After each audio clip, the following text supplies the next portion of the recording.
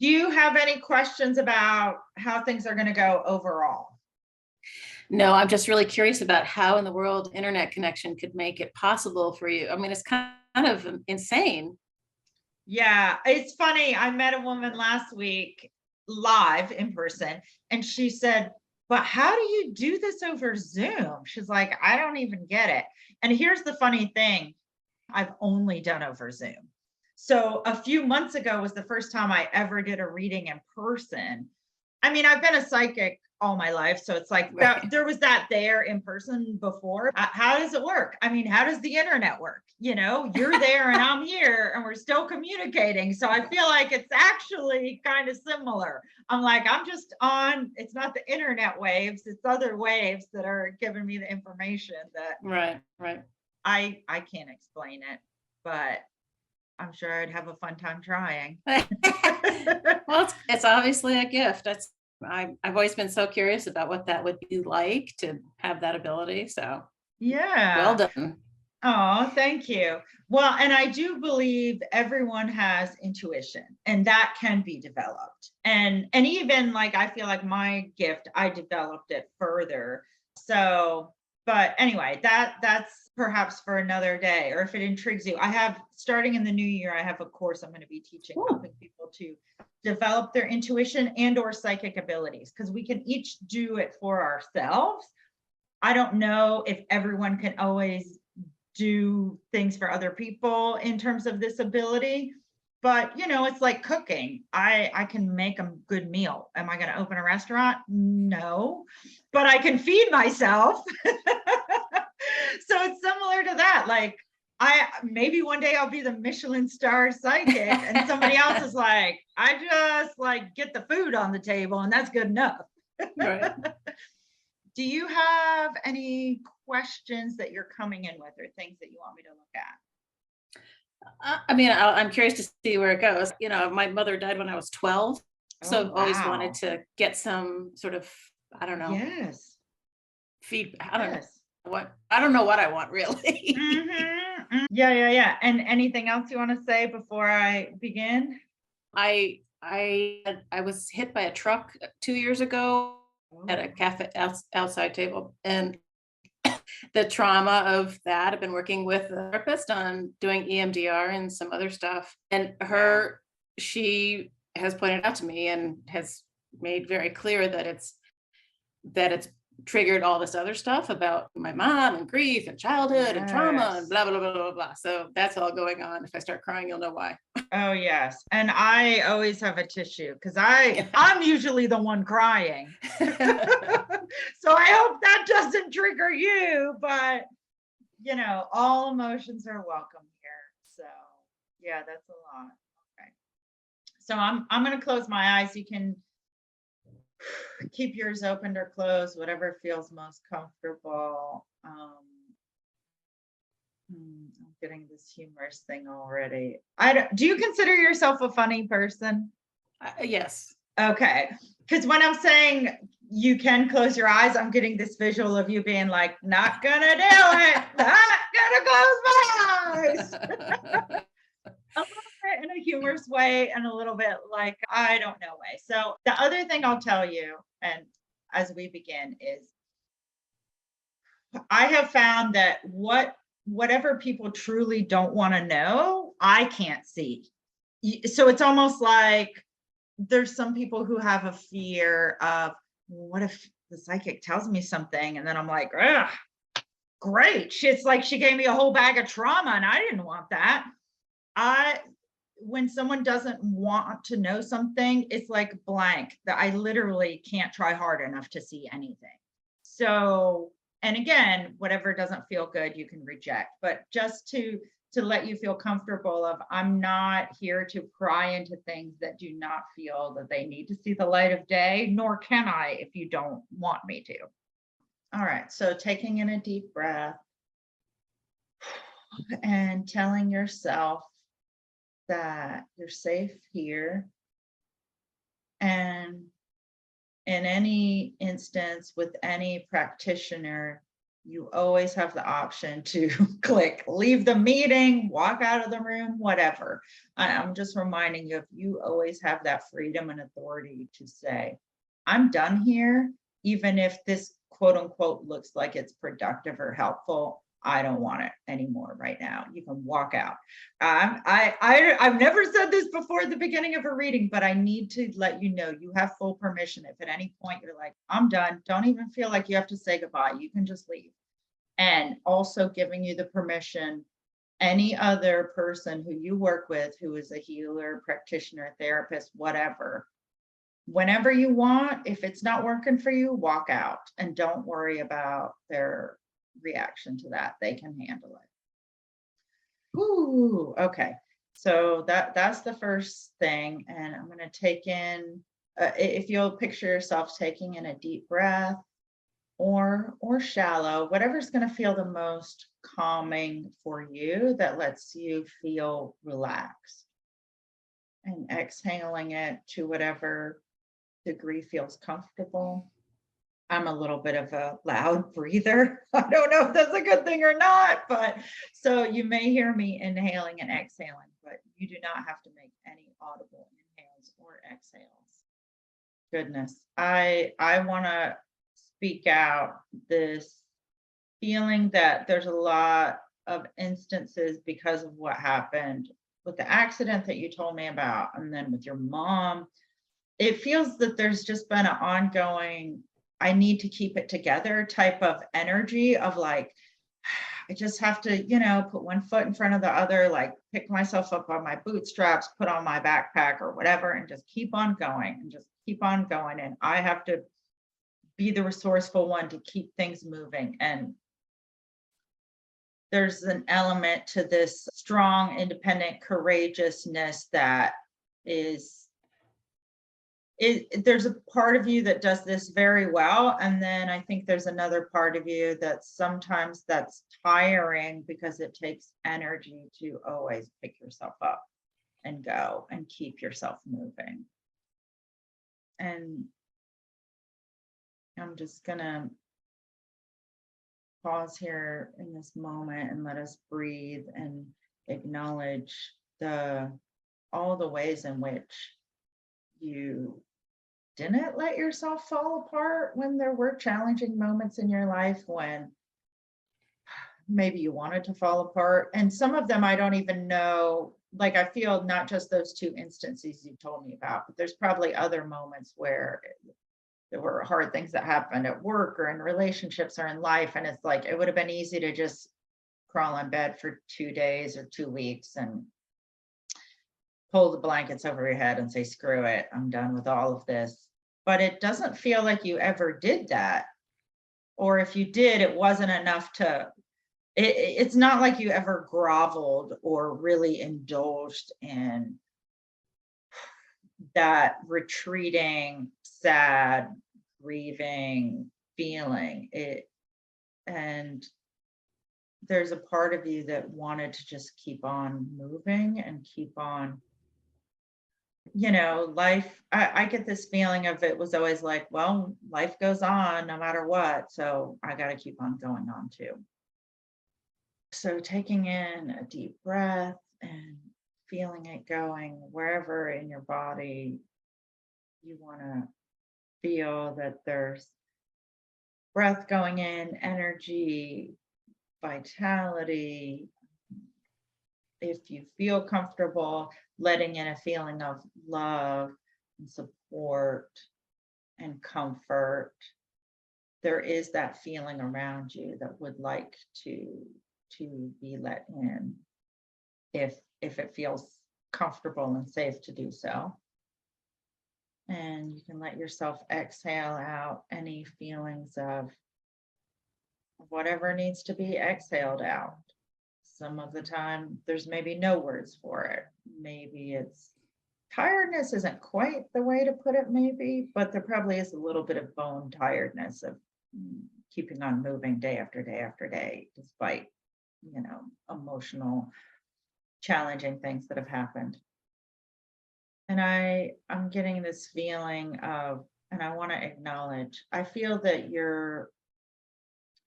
your mind and your sense of direction and your logical, focused, forward focused, inclination and actions and directions, that has served you really well, and that has been a consistent thing throughout your entire life of keeping you feeling like you're moving forward and stepping through life and moving through life. All right, so I'm going to take a moment to pause here because I feel like I've been sharing a lot. I don't know if you want to speak to any of it or, Oh, but you don't have to. I just am going to pause in case No, you no. want to say anything. well, I mean, everything you said rings true, of course, because you're you. Now, the keep going thing has been a thing at school the day after my mother died because I needed some normalcy. Yeah. Always like, this thing is keep going. Oh, Mhm. yeah. Yeah. Was her death out of the blue, or No. did you know it was like a decline of illness or something? Yeah, she had for 2+ years. That's really challenging. I mean, there are lots of pieces and parts to it. You know, at 12, I was just about to turn 13. I have 2 brothers, and like, there's no women. Like, I felt very alone, I guess. Yeah. And were there any extended family who came in to support you in that time, or friends of family? Yeah, I would say the sort of longest lasting friend, an aunt by choice, one of my mom's friends from her hometown, who only died, I think, 5 years ago or something. And we had a very close relationship. Oh, that's so nice. So I will admit, so even though I'm a psychic and I'm a psychic medium, I'm connecting with departed loved ones is a little bit, it's not my highest skill set area. So if you want me to, I can work on that. I can work to connect with your mom if you wish, or I don't need to. But I also know that if there, whatever level of you wanting to do this, there's a few other people I know who that's pretty much all they do. And so if you think, well, I want to go to like the best at this, I may not be the best at that. Like, I can typically get enough information that someone feels that it is a connection, but it's not yet for me. Like, it's a conversation back and forth, back and forth. It's usually a few pieces of information just to let you know. Sure. So, and then also names are not always like, I'm getting this name Barbara, but I don't know if that's any relation to anyone you know. So random, yeah, names are often also not my forte. Well, before you tell me anything about whether you want me to try and connect with her, I am getting this nudge of, is there anything either that she liked, or a possession that she had, or a thing that you did together that's still a thing that either you have or you feel a connection to, or that you can do to feel close to her? Well, funny you should say that. Like, I designed my entire career around feeling close as an artist. Oh, wow. Yeah, and I'm a museum curator by training and art historian. Yeah, so lifelong. That's amazing. I love that. So she was an artist? Mm-hmm. Oh. And I'm wearing her earrings also today, just for you. Oh, beautiful. Oh, I love that. So do you find that when you wear her earrings, or when you're working with art, does it feel like you're close to her, or is it bittersweet? I don't think it's, I mean, it's sort of bittersweet because she's not here, but it gives me a sense of, I don't know, understanding. Mm-hmm. Yeah, that's good. Oh, I think you froze. Oh, no, you're back. I'm back. Yeah. What was the last thing you heard? understanding, I think. Yeah. Yeah. I mean, it's definitely always felt right and comfort to me. Mhm. Yeah. Mm, nice. And are you the type of person where if you saw like a sign or if you dreamt of her, would that let you feel close to her? Or are you not the type of person who you see a sign and you're like, that's a sign from my mom? I don't see signs so much as uh she'll pop in my brain occasionally. I mean, not every day, but it's more like there she is. Yeah. Oh, that's great. Yeah. That's really wonderful. And do you think there's a way, do you feel that there's any like communication-ish between you and her? Like when she pops into your head, does it feel like she's communicating with you or you just feel like she's there? I don't feel communication. I just feel like she's there. Mm. And maybe this is what you work on with the therapist, I don't know, but do you ever feel that there's things that you want to say to her or that you wish she knew? Sure. Yeah. Yeah, yeah. I mean, you always wish that they were around to see, how successful you were in moving forward, I guess, and living your life, Mhm. family, and the career, and all that stuff. Sure, of course. Yeah. Yeah, yeah, yeah. I'm just closing my eyes, but I'm still here. So, I'm kind of waiting to see. I'm letting there be space. So if you want to say anything, you can, or if I get something else that I need to share with you, I will. And you feel, or your therapist thinks, and maybe you also agree, that when this accident happened, it was triggering and brought up unresolved emotions or either repressed or unfelt feelings that had never been expressed or that needed more expression. Yeah, I think the nugget is really, I mean, nobody did it particularly well in my family, and Mm. we all sort of turned our backs to each other. It wasn't outright. I think we just nobody knew what to do. Yeah, yeah, that makes sense. So, do you find that this keep moving orientation that you've had in your life, I know it's incredibly beneficial in some ways, but is there another part of you that feels that it wants to have something else sometimes that's not just keep moving, keep moving, keep moving? It's exhausting, of course. Yeah, I mean, I don't really know any other way to be, I guess. But though I will say that I let go from my museum job about 5 years ago by a new director who fired a whole bunch of people Mm. from a career that I had been, working on my entire life, Mhm. plan to retire from. And so I cried for 2.5 years. Wow. Yeah, that was really, it was hard. Yeah. And was that, oh, go ahead. There's just not a lot of jobs out there that look like my niche. Right. That's very specific. Yeah. And So you also said 5 years ago that woman died too. the woman That was, which one? that was that was like an aunt to you? Oh, geez. Yeah, I guess that's right. Ugh. Yeah. And how, if you don't mind my asking, are you working in your field again, or did you have to kind of go on a different path?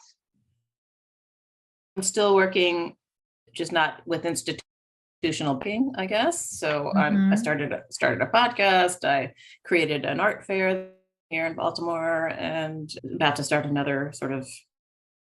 They're all like little bits and parts that add up to a whole, but they're all focused on art. Yes. I'm getting some feelings now that you're talking about this, so I'm gonna share and then, accept or reject whatever fits. But I'm seeing you going into a part of town. I've only been to Baltimore once, so I don't know what part of town, but I'm getting this feeling of, not exactly investigative journalism, but do you know the Foxfire books? Have you heard of those before? No. Well, it was a series of books where these people went out in Appalachia, which is where I live. So that's maybe why I know about it. And they would interview people about how do you make corn husk dolls? How do you make these traditional handicrafts? And then they put them into books. So anyway, there's a feeling of something like that I'm getting for you and art in the community. There's a little bit of that. I don't know if it's a historical thing, but I'm also getting this feeling of interviewing people. Yeah, this is giving me goosebumps. Some around the theme of like mothers and daughters and art. So, there's Mary Cassatt and these famous artists who get into it in that way. But I wonder, I feel that because that relationship for you was so pivotal and it impacted your life so much that engaging with that in some type of, I don't know if it would be an art installation or a book or whatever, but engaging with people where you are in this theme of something about mothers and daughters. And maybe depending on your comfort level emotionally, maybe it's even, daughters who lost their mothers and how do you deal with that? Or something else, like, I don't want to push you into something that you're like, oh, great, now every day is going to feel challenging. So if it would feel healing and it would make you feel camaraderie and companionship, great. But if it doesn't, then don't, do it. But I get the sense of a project that is very much, and I'm using the word project, so I don't know how big or what direction it would go, but something that feels very much a part of the community there. But I am getting this feeling of, like you just wandering around and interviewing people to discover things. I mean, and maybe it's not even a whole mother-daughter theme. Maybe it's something about discovering Baltimore, and like, I don't know what. Do you ever do, I'm sure there are like walking tours where you live. Does that type of art where it's like people talk about here's when this was built and here's the architecture of this and all of that. Right. Does any of that interest you? Well, so on my podcast, I interview people who work in, my specialty is prints and making. So fine art prints, etchings, lithographs, cuts, screen prints. Yeah. And so and that's what we're doing with this art fair. It's a print fair specifically. So I've been interviewing people who work in that, what I call system, the printers and the publishers and the artists and the galleries and the blah, blah. And so that's been the most recent part and aspect of Plate Mark, the podcast I've been doing. But my husband and I and a friend have recently been talking about forming a small LLC, which would basically be sort of monetizing me as a charming and charismatic curator. Yes, I love it. And the focus for the start is to sell, a series of art history lectures done in a non-scholarly way to area facilities, and then sort of make, I guess, the web somehow and make it a thing. So that's sort of new in my world. I love it. I'm getting goosebumps all over. And I keep on, so that's to me a sign of like, yes, go in this direction. I don't know if there's a tourism thing that's like Discover Baltimore, or I know there's a Baltimore Chamber of Commerce, but I feel a group like that's already an established Baltimore Tourism Board, whatever. Also, if you can find a way to craft a proposal of you doing this for them, especially if there's some Baltimore Day, or I don't, I'm just coming up with random things. But I also think something like that could be a nice way for them to see you, for them to pay you, to utilize your expertise and charisma and all of that. Does nature know something about manifesting that you don't know? There's so much that the flowers, the seeds, the trees all have to share with you about manifesting. I recommend you sign up for my free workshop. Start learning about how to manifest by working with nature.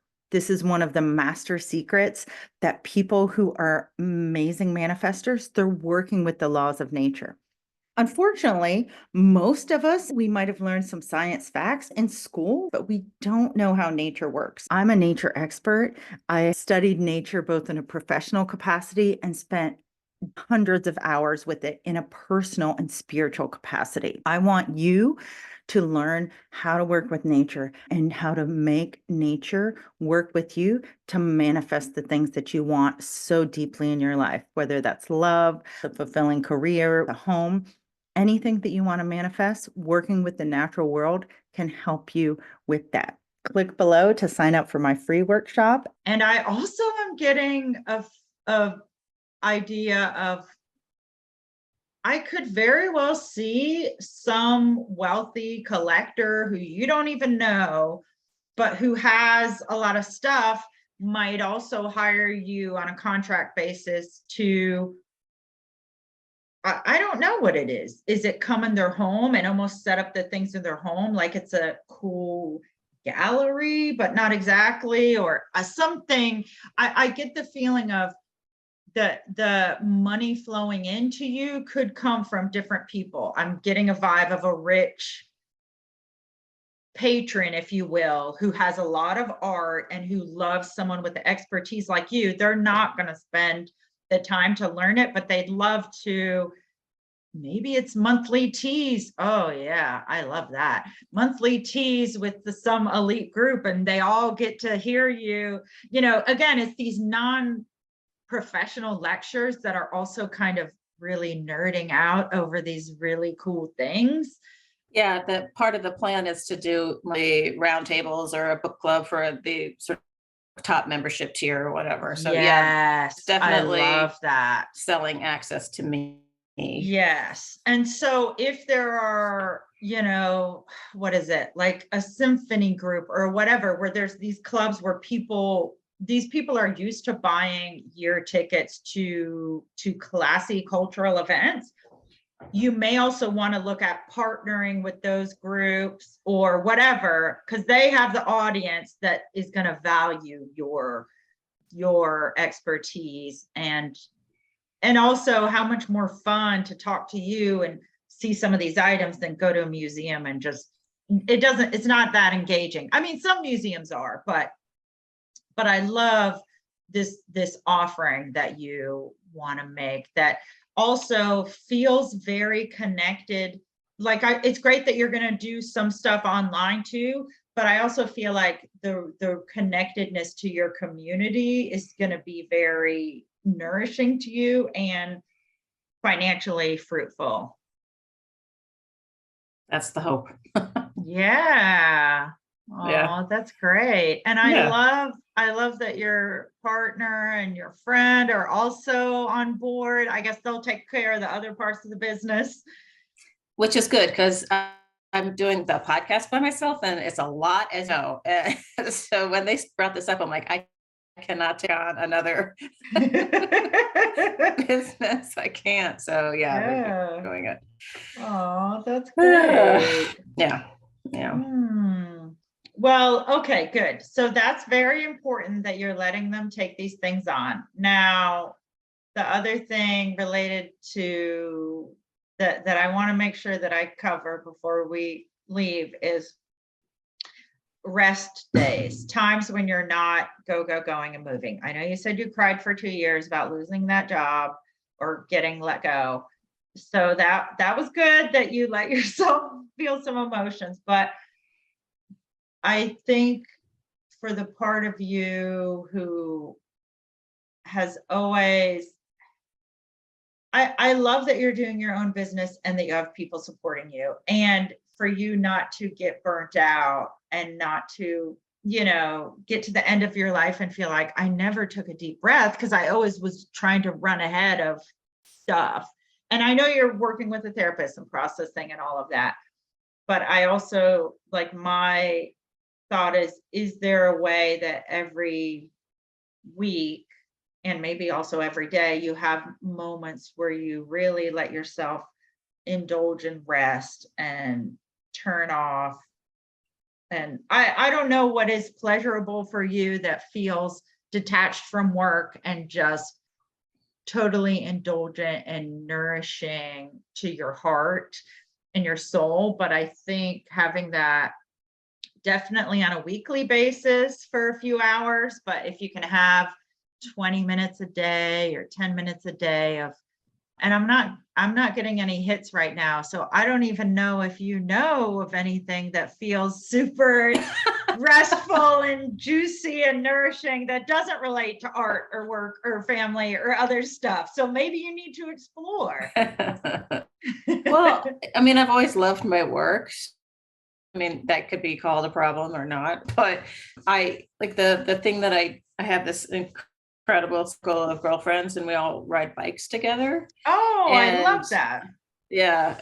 And actually I'm going to go out at 2 with a friend. And I've been doing it for maybe 12 years or something. And it's always been a joy and I cannot wait. The accident, I don't love it. I'm worried on the road, Oh, all that yeah. stuff. It's just a heartbreaker because it was just such a freeing sort of, get out with your friends, watch Right. nature, whatever. So I Yeah. was struggling with that one.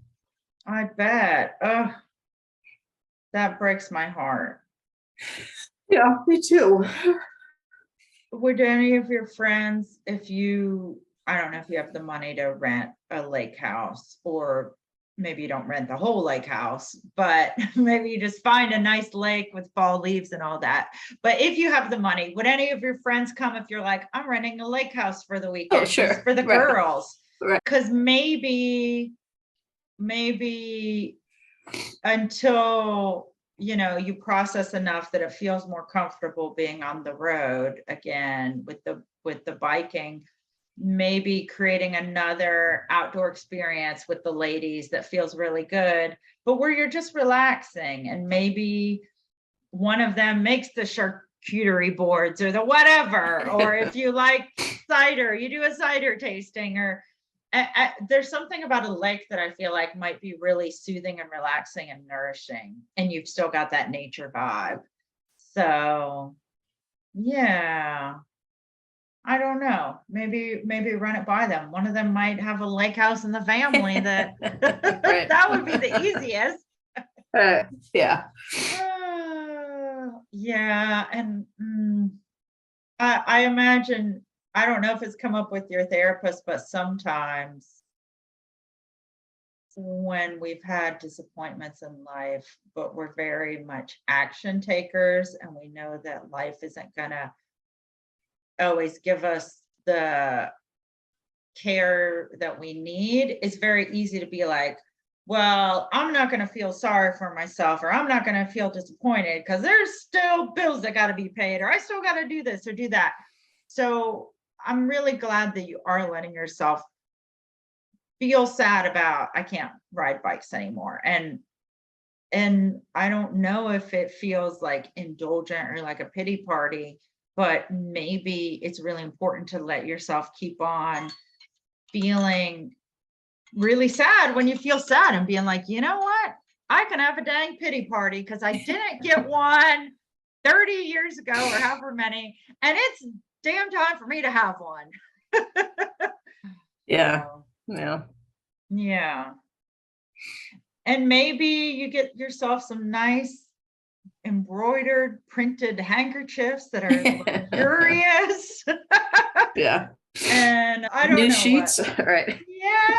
Yes, something so that if you want to lay in bed and cry and have a pity party once a week for half an hour, that you do, because I mean, it's just the fact of the matter. Your life hasn't really been easy, and losing a mom is so challenging, and yet you didn't let yourself fall apart. You didn't let yourself sink into nothing. You didn't give up on life. You kept on going.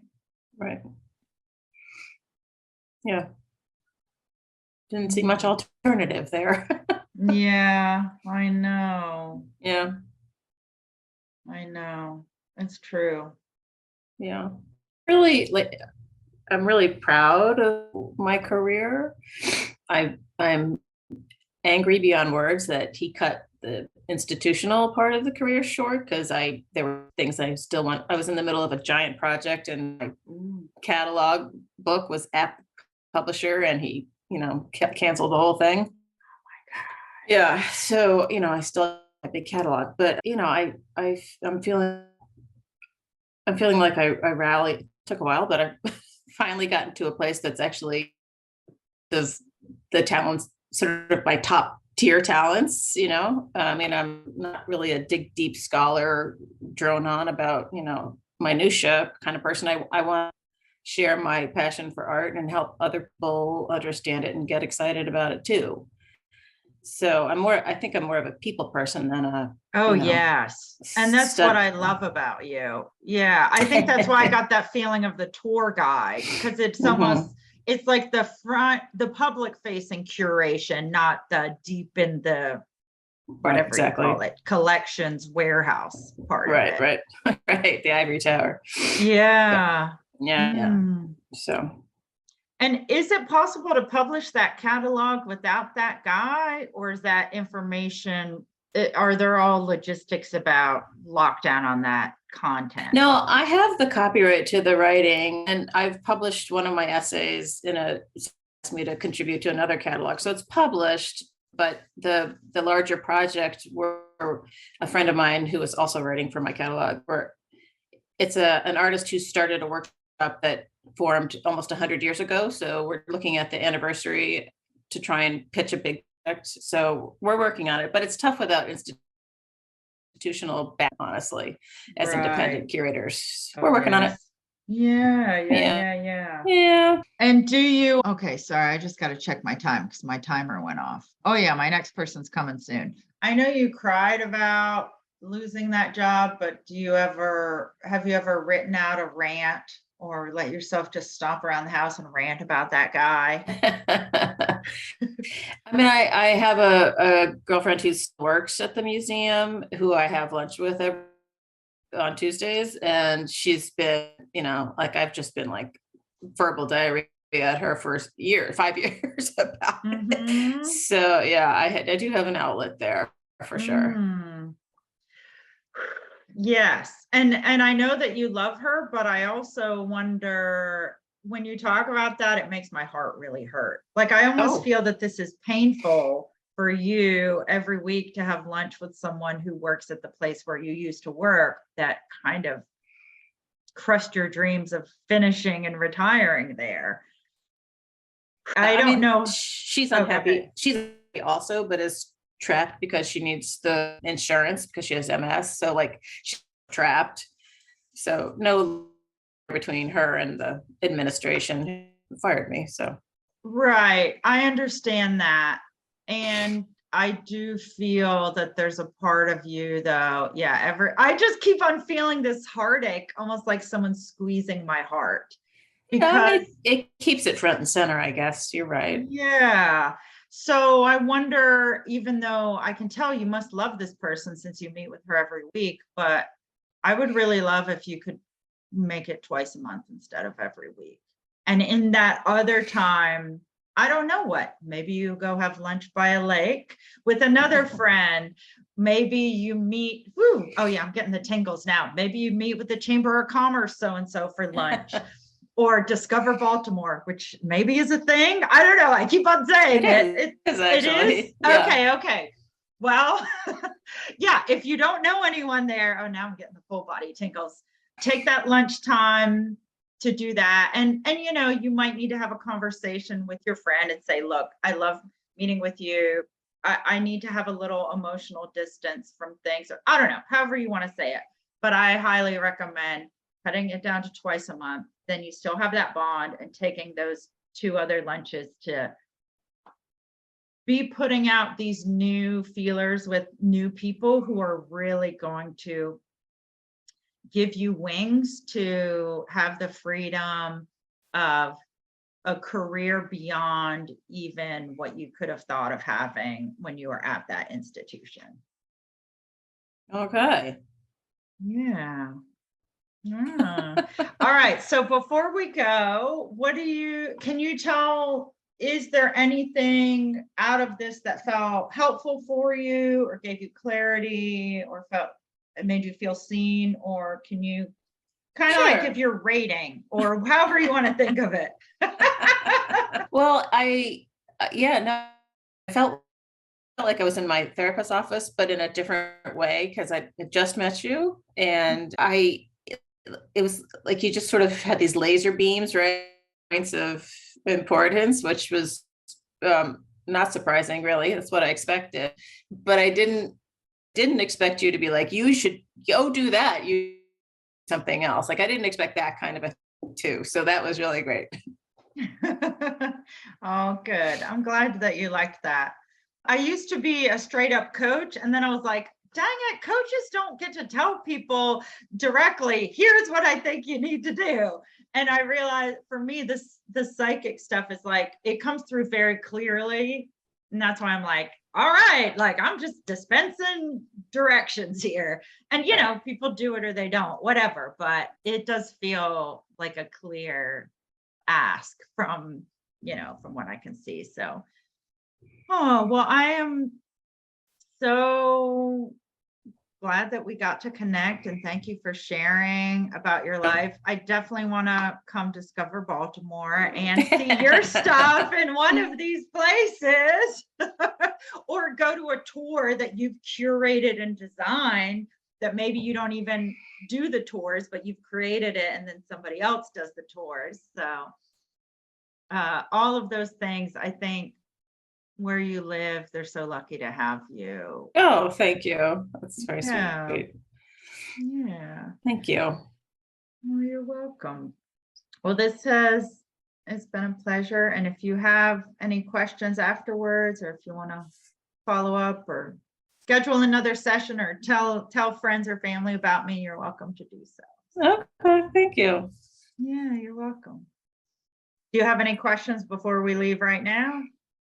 So yeah, no, it was fun. Thank you. It's fun. It was fun and informative and emotional and all of those wonderful things. So thank you. Oh, well, great. You're welcome. One of the quickest ways to change your frequency, your outlook about yourself, to tap back into self-love and feel grounded is spending time in nature, spending time with the trees. I highly recommend you get yourself a copy of my book, Talk to the Trees. It's a quick read so that even when you can't get out to the forest, to your garden, or to your backyard, you can immerse yourself in the short chapters. They're just 2 or 3 pages each, and feel that frequency of the trees. Feel that resiliency that they have, that self-love. The words that readers have described it are so emotional. Words like magical, transcendent, soothing, refreshing, peaceful. Any of those qualities that you want to bring into your life, reading Talk to the Trees, Wake Up to Wisdom, Wonder, and Calm is going to help you bring those back into your life. Click the link below to get a copy.